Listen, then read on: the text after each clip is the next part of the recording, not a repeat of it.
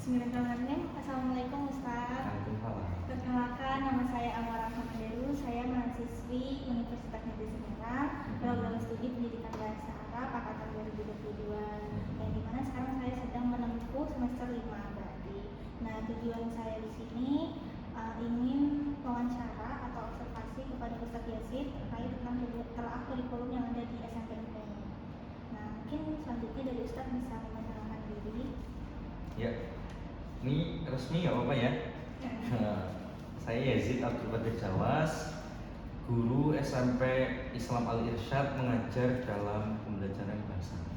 Ini seperti itu. Oh iya. Berarti dasarnya Ustaz ngajar kelas 7 doang atau kelas 8, kelas 9 juga? Alhamdulillah saya ngajar itu dari kelas 7, 8, dan 9. Jadi semua pembelajaran bahasa Arab saya ngajar seperti itu. Lalu selanjutnya saya ingin bertanya Ustaz, apa tujuan kurikulum pembelajaran bahasa Arab yang ada di SMP Ayat ini?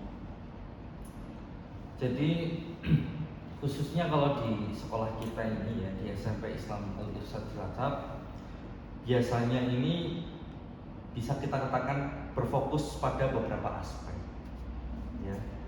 Mungkin yang pertama bisa dari kemampuan bahasa ya, maksudnya mengembangkan kemampuan siswa dalam berbicara, mendengar, membaca, ataupun menulis ya, qiraah, kitabah gitu ya, simaah dalam bahasa Arab dengan baiknya, baik dan benar.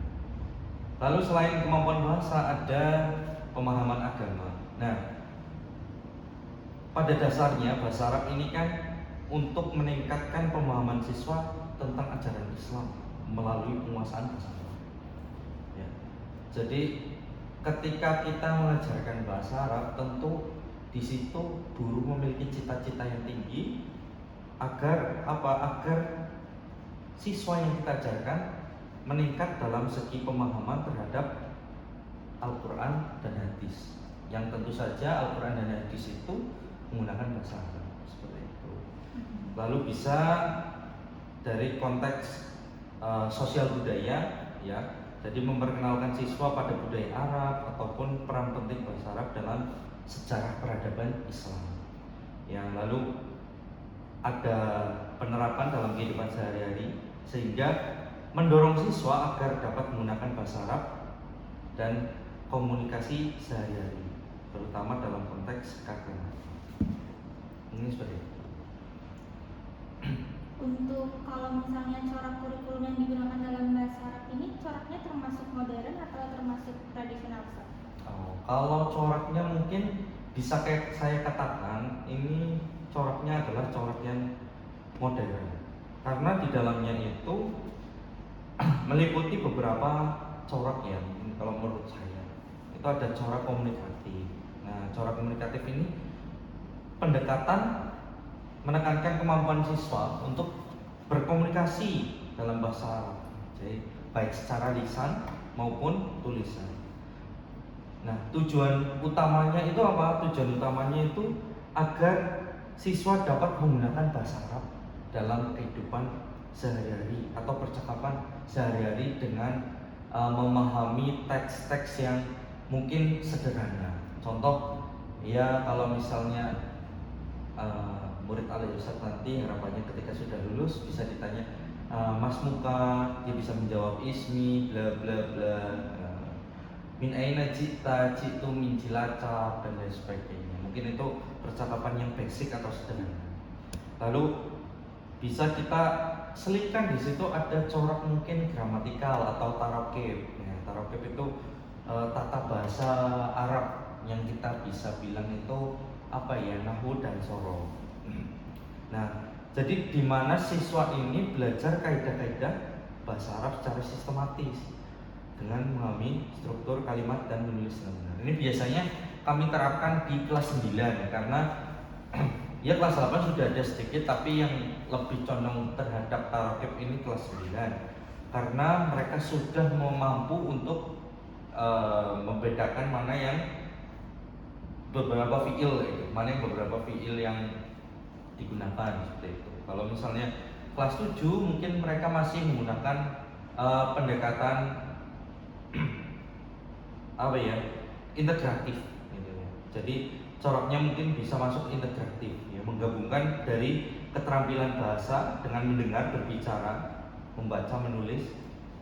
Nah, lalu siswa ini diajak untuk mengembangkan keterampilan ini secara seimbang melalui aktivitas yang bervariasi. Contohnya kita lihat keliling di kelas, kita mengenalkan apa bahasa Arabnya meja, apa bahasa Arabnya kursi, apa bahasa Arabnya pintu, apa bahasa Arabnya kipas angin, AC dan lain sebagainya.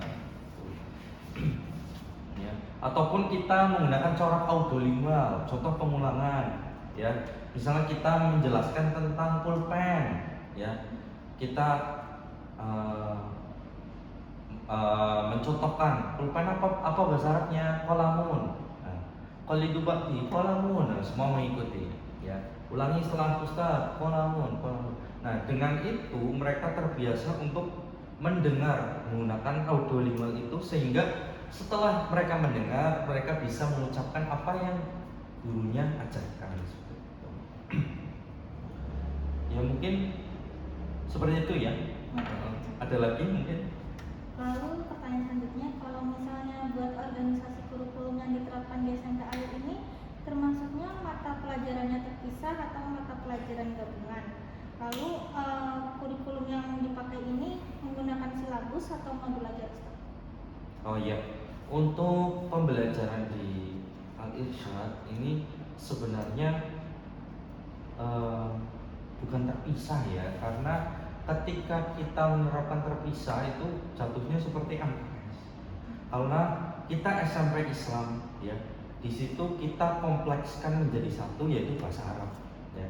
Jadi di dalam bahasa Arab itu tetap ada nahwu dan sorof dan lain sebagainya lah, tetapi kita tidak pisahkan menjadi satu elemen yang dimana di dalamnya itu bermacam-macam, supaya lebih mudah meringkaskan ketika kita mengajarkan kepada anak seperti itu.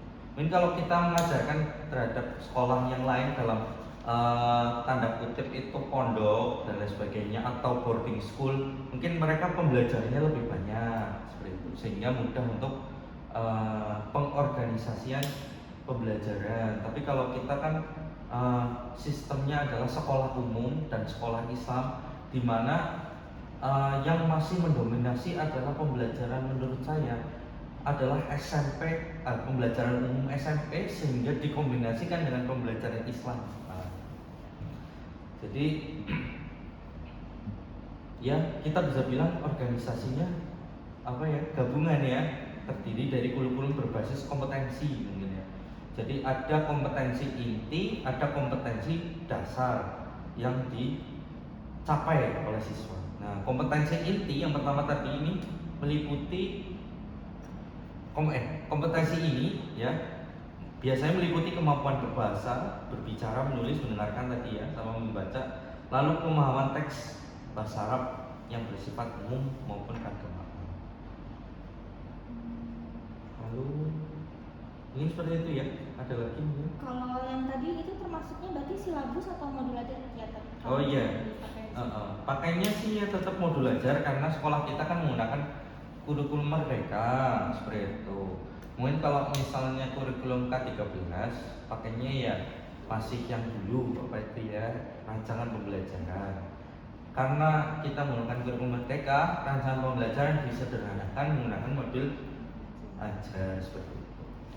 Pertanyaan selanjutnya, Ya. Bagaimana implementasi kurikulum bahasa Arab yang ada di SMP ini? Implementasi kurikulum Bahasa Arab. bahasa Arab. Jadi kurikulumnya itu diimplementasinya itu kayak gimana sih Kak? Gitu, cara ngajarnya mungkin. Ya kita sih ada macam-macam ya Mbak. Tadi ada bisa kita pembelajaran lewat audio lingual, bisa kita pembelajarannya per kelompok juga pernah seperti itu. Contoh kita menggunakan apa ya? Contohnya tematik misalnya. Jadi kurikulum disusun berdasarkan tema-tema tertentu yang relevan dengan kehidupan sehari-hari siswa dengan nilai-nilai keislaman. Contoh di dalam bahasa Arab ada tema keluarga, di situ ada silsilah keluarga, ya, nama ayah, nama kakek, nama nenek, nama ibu, seperti itu. Terus ada tema sekolah, di situ kita perkenalkan barang-barang yang ada di sekolah ataupun siapa saja apa ya yang ada di sekolah, di guru ataupun kepala sekolah, bahasa Arabnya apa. Terus siswa laki-laki, siswa perempuan, di situ juga diajarkan yang membedakan mana muannas, mana mudzakkar. Kalau model kurikulum bahasa Arab yang digunakan di SMP ini tuh menggunakan kurikulum 13, KTSP atau Merdeka Belajar? Nah itu tadi Merdeka Belajar mungkin ya. Lalu bagaimana evaluasi yang diberikan dalam pembelajaran bahasa Arab? Mungkin kalau evaluasinya ini setelah mengajar itu ada tes harian atau UTS gitu Ustaz? Ya, kalau misalnya kita setelah pembelajaran tentu pasti ada lembar evaluasi itu ya, ataupun lembar apa sih namanya ya Mbak ya? Refleksi. Ada lembar refleksi sama evaluasi. Nah, refleksi itu supaya kita meningkatkan pembelajaran kita. Apa yang kurang, apa yang perlu ditingkatkan lagi dalam pembelajaran. Selanjutnya ada evaluasi. Evaluasi kita melihat bukan per pembelajaran tetapi per selesai, namanya itu kalau dulu namanya bab ya, kalau sekarang itu namanya apa ya? Lingkup materi. Nah, kalau dalam bahasanya kurikulum merdeka itu ada LM1, LM2, LM3. Nah, kalau dulu bahasanya istilahnya bab lah gitu. Nah, lingkup materi 1 selesai, kita mengadakan evaluasi. Bagaimana lingkup materi 1 ini anak-anak sudah paham seberapa, mana kita adakan namanya ya istilahnya kalau dalam bahasa dulu ya ulangan harian, nah, seperti itu. Ulangan ataupun tes per bab seperti itu. Jadi kita bisa melihat bab mana sih yang lebih sulit mereka belajar. Nah, seperti itu. Ini pertanyaan terakhir nih ya Kak. Kalau menurut Ustaz itu kurikulum yang ideal itu seperti apa sih? Kurikulum yang ideal, kurikulum maksudnya kurikulum merdeka dan oke. Kurikulum yang ideal itu sebenarnya kita melihat kepada kemampuan murid dan tingkat tingkat kemampuan anak dan juga tingkat daerah itu. Contoh misalnya, kalau misalnya kita memaksakan kurikulum disamaratakan, contoh kayak kurikulum tahun lalu, maksudnya bukan tahun lalu, kurikulum K13 itu ya. Saya rasa memang di situ ada kekurangan. Ya namanya kurikulum sih, memang semuanya saya rasa ada kekurangan. Tetapi kalau kurikulum merdeka saya rasa sudah paling tepat, karena yaitu tadi kalau misalnya K13 mungkin mereka tidak melihat backgroundnya sekolah itu seperti apa, medannya seperti apa, anak-anaknya itu seperti apa. Mungkin kalau kita di lingkungan kota yang notabene-nya itu keluarganya berpendidikan tinggi, berpikir maju, mungkin bisa mau kurikulum K13, kurikulum merdeka dan sebagainya. Tetapi kalau kita melihat sekolah yang mungkin keterbelakangan, maksudnya di pelosok-pelosok desa, di ujung gunung, di pelosok laut, di kampung laut sana, ya mungkin tidak sesuai dengan pembelajaran yang ada seperti yang di kota, karena mereka mungkin dari segi akses pembelajaran saja susah seperti itu. Jadi kalau bahasa Arab sendiri yang kita anut di sini ya pembelajarannya menggunakan kurikulum merdeka, karena di sini sudah sangat sesuai. Apalagi di sekolah kita ini kan ada anak-anak yang PLC itu, yang istimewa seperti itu, sehingga kalaupun mereka tidak bisa, kita bisa melalui pembelajaran diferensiasi seperti itu. Jadi kita tidak bisa menyamaratakan semua anak itu anak-anak yang pintar, kan tidak bisa. Mesti di sini ada yang agak sedikit kurang, ataupun ada yang masih backgroundnya mungkin dari sekolah SD negeri ataupun dari MI, mesti kan beda seperti itu. Makanya di sini ada pembelajaran diferensiasi itu. Mungkin pertanyaannya cukup Ustaz. Iya. Terima kasih atas jawabannya. Mungkin cukup sekian buat wawancara pada hari ini. Wassalamualaikum warahmatullahi wabarakatuh. Waalaikumsalam.